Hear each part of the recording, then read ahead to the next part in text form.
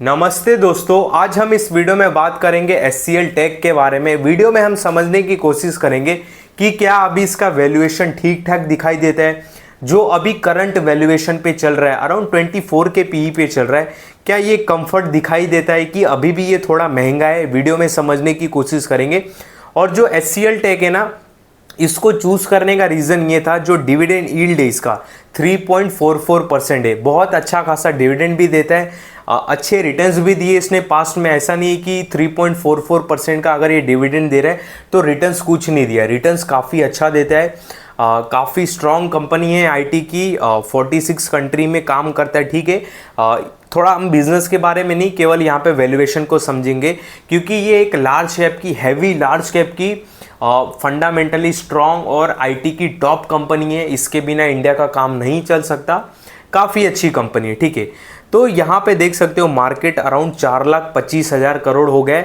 Around market cap इसका अच्छा खासा गिर चुका है। ठीक है, क्योंकि इसका ऑल टाइम हाई था 2,000 रुपया, अभी हो गया 1,568 रुपये के आसपास इसका प्राइस चल रहा है। ठीक है, प्राइस वगैरह के ऊपर आएंगे, पर पहले समझ लेते हैं इसका वैल्यूएशन। ठीक है, अभी देखो आईटी कंपनी का, आईटी इंडस्ट्री के अगर मैं पीई की बात करूँ तो वो 28 के पीई पे रहता है। ठीक है, जो इसका इंडस्ट्री का पी है 28 है, पर स्टॉक का पी चल रहा है 25 के आसपास। ठीक है, ये तो हो गया, यहाँ पे वैल्यूएशन कंफर्ट दिखाई दे रहा है।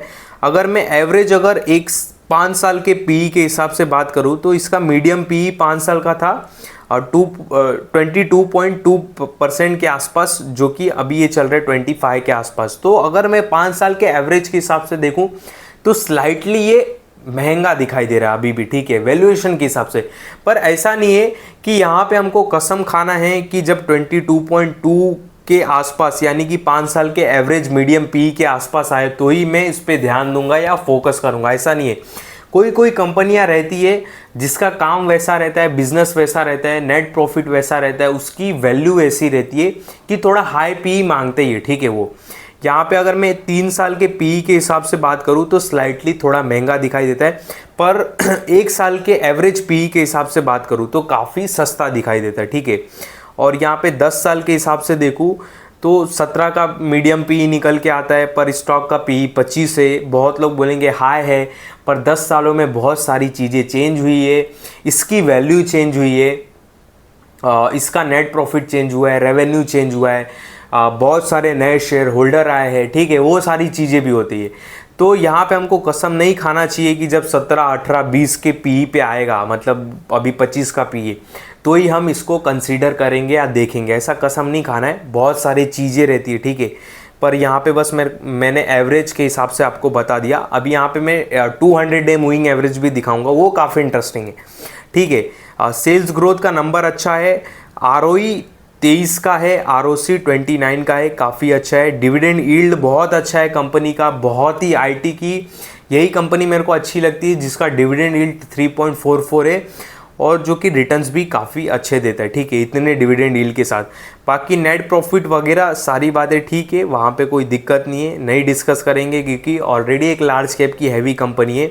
फंडामेंटल यहाँ पे बात करने जैसी कुछ नहीं है। ठीक है, 68,000 करोड़ का रिजर्व पड़ा है, कर्जा केवल 5-5.5 करोड़ का, ये सब ठीक है। एफआईज की होल्डिंग बढ़ते दिखाई दे रही है। पब्लिक की होल्डिंग केवल 4.42% है। ठीक है, देख रहे हो पब्लिक की होल्डिंग कितनी कम है।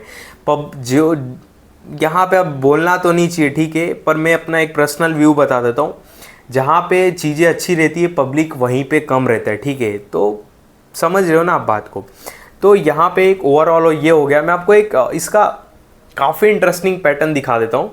अभी देखो स्टॉक अपने हाई से अराउंड, यहाँ पे मैं चेक करूँ अगर, तो कितना गिरा हुआ है यहाँ पे, ये कहाँ गया, हाई से अराउंड ये अरे यार ये तो उल्टा हो गया।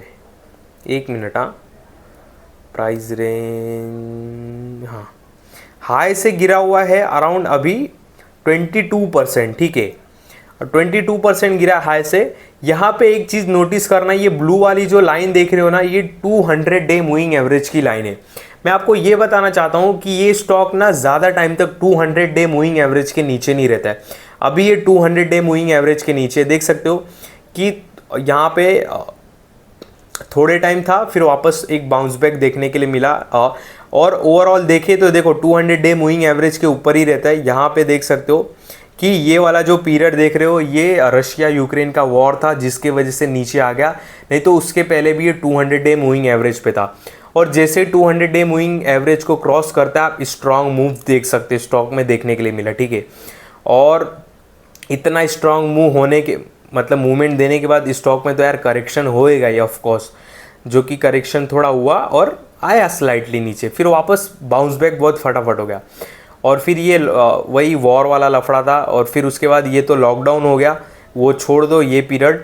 फिर बाद में देख सकते हो, ओवरऑल बताने का मतलब ये है कि stock almost 90% 200 day moving average के ऊपर रहता है, और जो 10-15% है वो 200 डे मूविंग एवरेज के नीचे आता है। कब आया था? एक वॉर के समय आया था, वो एक सिचुएशन था तो आ गया था, वॉर हुआ था तो आया था, नहीं तो कंपनी की कुछ गलती नहीं, ठीक है। उसके बाद एक अच्छा बुल रन देने के बाद, बहुत ही अच्छा बुल रन देने के बाद करेक्शन आया, तब जाके 200 डे मूविंग एवरेज के नीचे आया।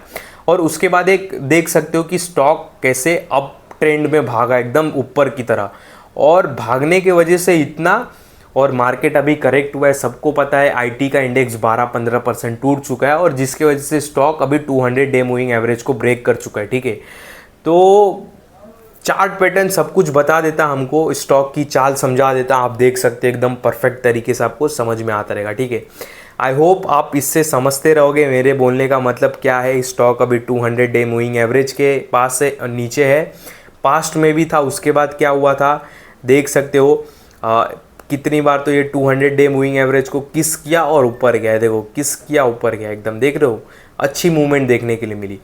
यहाँ पे मैं देखो और चार्ट के ऊपर नहीं बात कर सकता, रिस्ट्रिक्शन है, नहीं तो मैं और आपको आप इशारों में समझ जाओ मैं क्या बोलना चाहता हूँ, ठीक है। तो ये था ओवरऑल एक SCL टेक के ऊपर वीडियो। वैल्यूएशन की बात करूँ, यहाँ से कंफर्ट दिखाई देता है। यहाँ पे मैं कुछ आपके लिए नंबर्स लेके आया हूँ, सपोर्ट्स वगैरह भी लिखा था मैंने, ठीक है। अगर मैं देखो सपोर्ट की बात करूं, वैल्यूएशन देखो कंफर्ट दिखाई देता है मेरे ख्याल से, और ज़्यादा वैल्यूएशन और नीचे नहीं आना चाहिए मेरे ख्याल से, ठीक है, क्योंकि ऑलरेडी एक हैवी लार्ज कैप की कंपनी है, और उल्टा 10-9% 200 डे मूविंग एवरेज के नीचे है। तो एक आईटी की लार्ज कैप स्ट्रॉन्ग फंडामेंटल वाली कंपनी 200 डे मूविंग एवरेज से 10% नीचे होना, मुझको नहीं लगता कि और ज़्यादा इसमें कुछ करेक्शन की गुंजाइश बची हुई है, बाकी फ्यूचर बताएगा, ठीक है। यहाँ पे सपोर्ट की बात करूँ तो एक 1534 का सपोर्ट है, करंट 1568-70, मतलब एक सपोर्ट पे ही ट्रेड कर रहा है हाल फिलहाल। बाउंस बैक आप बोल सकते हो, देखने मतलब सपोर्ट को होल्ड कर रहा है। तो फर्स्ट सपोर्ट 1534 का निकल के आता है, सेकंड 1423 और थर्ड 1300 का, ठीक है। तो ये ओवरऑल 3 सपोर्ट निकल के आते हैं। ध्यान देना, ये सारे मेरे पर्सनल व्यू है, मैं आपको कोई भी उत्साहित या आपके अंदर इंटरेस्ट नहीं जगा रहा हूँ स्टॉक को लेके कि जाके आप अभी खरीद लो, बाय कर लो SCL टेक, बिल्कुल नहीं। जो भी डिसीजन लेना अपने दिमाग से लेना। जो भी व्यू मैंने आपके साथ शेयर किया SCL टेक का, ये सारे मेरे पर्सनल व्यू है। इसमें मैं देखो गलत भी हो सकता हूँ, ठीक है, मैं गलत भी हो सकता हूँ, मेरे जो मैं सोच रहा हूँ, जो मैंने दिखाया उसमें मैं गलत हो सकता हूँ। तो कोई भी इन्वेस्टमेंट और ट्रेडिंग का या इन्वेस्टमेंट का प्लान मत बनाना मेरी बातों में आके, आप अपनी स्टडी ज़रूर करना। ये वीडियो केवल स्टडी और एजुकेशनल पर्पस के हिसाब से बनाया है मैंने। बाकी मेरे इस वीडियो में या किसी भी वीडियो में कभी भी किसी भी स्टॉक से रिलेटेड बाय सेल का कॉल नहीं रहता है, इस बात का आप बहुत बहुत ध्यान देना।